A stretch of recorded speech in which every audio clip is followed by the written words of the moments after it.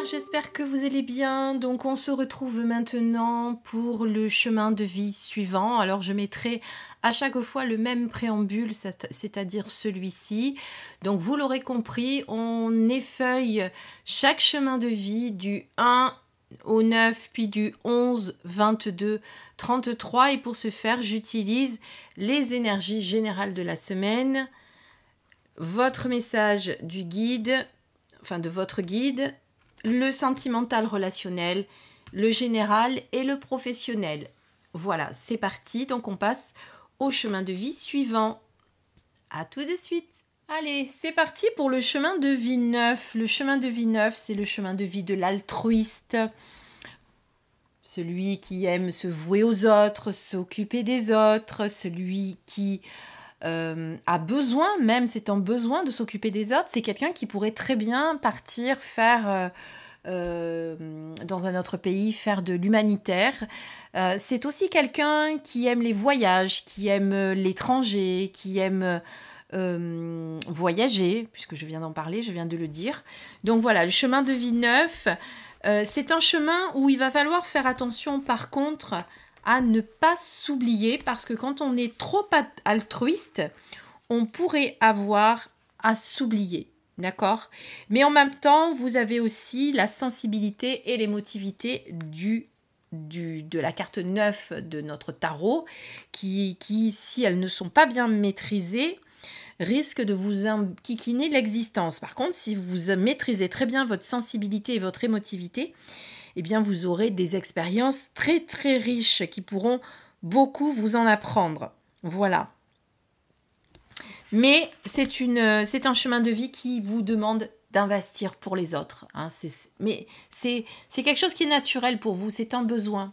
D'accord ? Si vous ne le faites pas, c'est que vous n'incarnez pas bien votre chemin de vie, pour la petite histoire. Mais ça, je ne peux pas tout vous expliquer là maintenant, ça pourrait faire l'objet d'un thème numérologique, comme je vous l'ai expliqué sur ma précédente vidéo, puisque je fais ça en privé, par téléphone avec vous. Si jamais ça vous intéresse, je vous invite à me contacter en MP. Alors, on va d'abord regarder votre carte générale, les énergies de cette belle semaine qui arrive. Eh bien, on a une carte qui a sauté.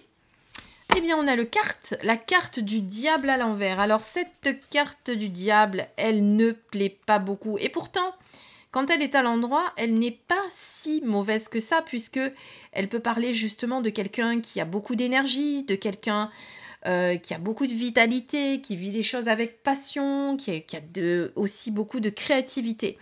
Mais là, à l'envers, on est plutôt dans l'obscurité. C'est une semaine où vous allez vous sentir un petit peu enchaîné. Vous avez peut-être des peurs qui remontent. Vous avez peut-être le mental qui est un peu trop en activité, vous voyez. Donc, ça ne va pas être la meilleure semaine du mois.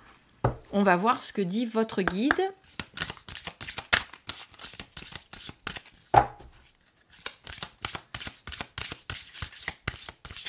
Donc, maîtrisez tout ceci. Cette obscurité dans laquelle vous allez peut-être vous trouver un petit peu cette semaine. Alors la semaine, elle commence demain, hein, puisque là, à l'heure où je vous fais la vidéo, nous sommes le 25. Donc ça sera du 26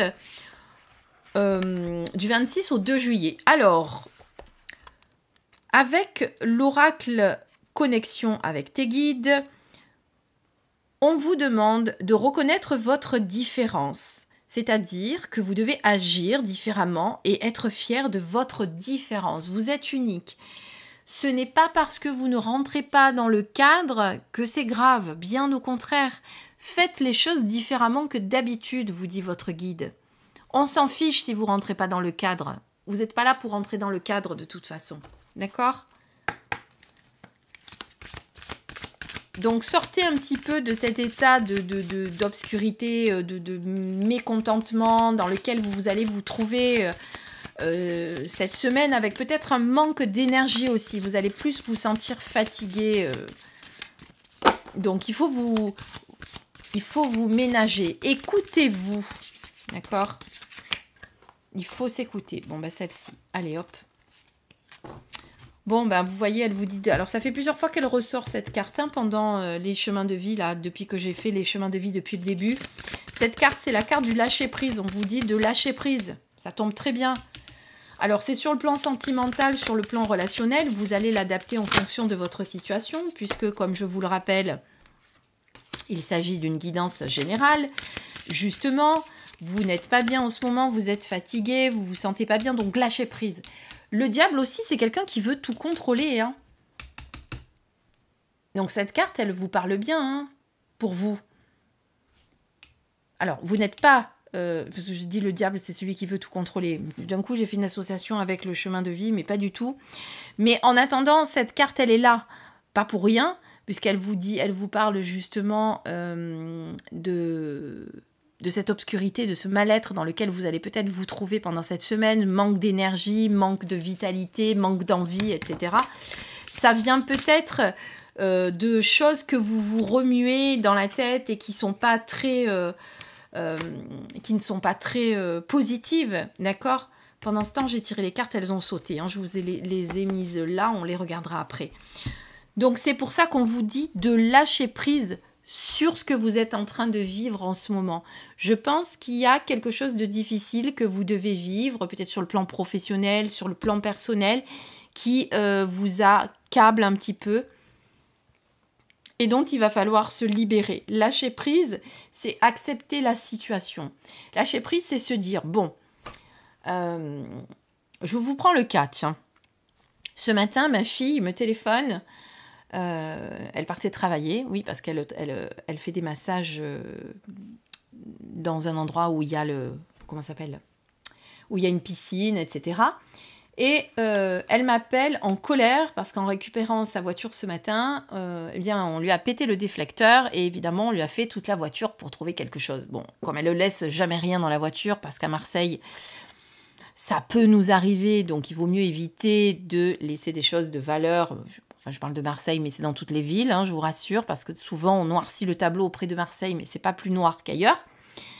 Donc, on évite de laisser des choses de valeur dans une voiture. Par contre, elle me téléphone en colère, en me disant « Oui, tu te rends compte, ils m'ont cassé le déflecteur, il n'y avait rien, mais qu'est-ce qu'ils cherchaient ?» Je lui dis « Mais c'est bon. » Je lui dis « Arrête de t'énerver, tu t'emportes et tu t'agaces pour rien. Oui, mais... » J'ai dit « Lâche prise, de toute façon, accepte. » Accepte, le déflecteur il est cassé, oui c'est énervant parce que demain c'était ta journée de repos et tu vas devoir aller changer le réflecteur, mais accepte-le. Accepter c'est parce que en définitive, même si on s'agace, même si on s'énerve, est-ce qu'on peut changer la situation ? Le déflecteur il est cassé, on ne peut pas le remplacer, on est d'accord, enfin on ne peut pas le remplacer, on ne peut pas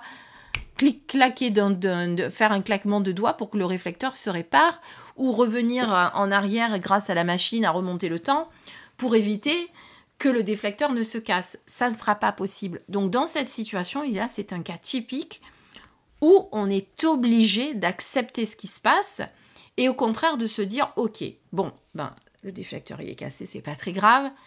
Il y aurait pu y avoir pire, il peut y avoir... » Voilà, il faut toujours voir le verre à moitié plein et non pas à moitié vide, ça aide. Mais c'est de lâcher prise, c'est de ce lâcher prise-là que je vous parle. C'est d'accepter que la situation, vous ne pouvez pas la changer. Si c'est passé quelque chose qui vous a affecté, mais que vous ne pouvez pas changer, il faut l'accepter. Ça ne vous aidera pas à être heureux ou heureuse, ou etc., mais ça vous aidera à trouver la solution, surtout à retrouver une certaine paix intérieure qui vous évitera d'être dans le mental et qui va vous permettre de trouver la solution si quelque chose vous a impacté. D'accord ? Voilà ce qu'est le lâcher-prise. Alors, on regarde un petit peu. Alors, pour moi, là, comme ça, au travers de ces cartes, ce que je ressens, c'est qu'il y a pu y avoir une blessure au niveau du cœur, dont on parlait tout à l'heure. C'est pour ça que vous vous sentez pas très bien. Alors, ça peut être sur le plan amical, sentimental, relationnel. Prenez avec qui vous le souhaitez, hein, en fonction de votre situation, bien sûr. Mais en tout cas, pour moi, quelque chose vous a blessé au niveau sentimental. D'accord ? Donc, on vous dit, c'est pas très grave. Enfin, c'est pas très grave. Ne t'inquiète pas, les choses vont s'arranger, d'accord? Reconnecte-toi à ta force inspiratrice, à ta créativité. Retrouve la passion qui t'anime. Tu vas retrouver la solution. Tu vas la trouver, la solution. Fais-toi aider si c'est besoin, si c'est nécessaire. Fais-toi aider. Ne reste pas dans cet état à t'enfermer parce que ça ne va pas. Au contraire, dis-toi que les choses vont s'améliorer. Et voyez, je retire une autre carte et ça peut être vraiment, pour certains d'entre vous, ça peut être avec l'âme sœur.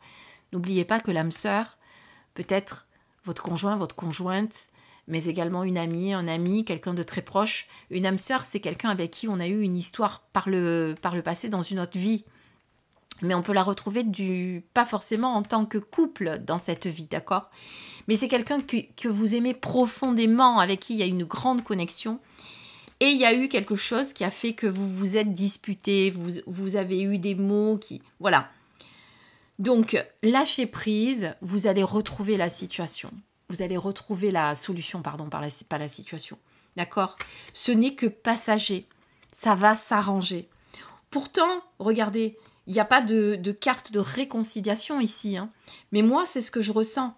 Je sens que ce qui s'est passé, ça va s'arranger parce que vous allez retrouver cette passion qui vous anime et vous allez trouver la solution pour arranger cette situation. D'accord? Même si aujourd'hui, ça vous semble peu probable, vous allez y arriver. Donc, gardez confiance. D'accord? J'entends du bruit dans la maison alors que je suis seule. C'est normal qu'il y a. Ça m'arrive souvent en ce moment. Je vous raconterai la prochaine fois, dans mes histoires paranormales, ce qui m'est arrivé l'autre jour à la maison de campagne de ma famille. J'étais seule en plus. Je vous raconterai une autre fois, je fais une aparté, mais bon, voilà. Donc, soyez rassurés que les choses vont s'arranger, vous allez trouver la solution, d'accord? Donc, on ne perd pas courage. Et puis, si vous avez besoin d'aide, faites-le pour renouer avec cette personne avec qui il y a eu ce petit accroc. Et dites-vous que tout peut se réparer, d'accord? Rien n'est figé dans le marbre. Tout peut se réparer. Et ça passera. Vous allez trouver la solution parce que vous allez avoir ce petit déclic qui va faire que. Voilà, je vous laisse sur ces bonnes paroles pour le chemin de vie 9. Et on passe à la vidéo suivante avec le chemin de vie 11. Il nous en reste 3, 11, 22, 33. C'est parti. Je vous embrasse. Des bisous.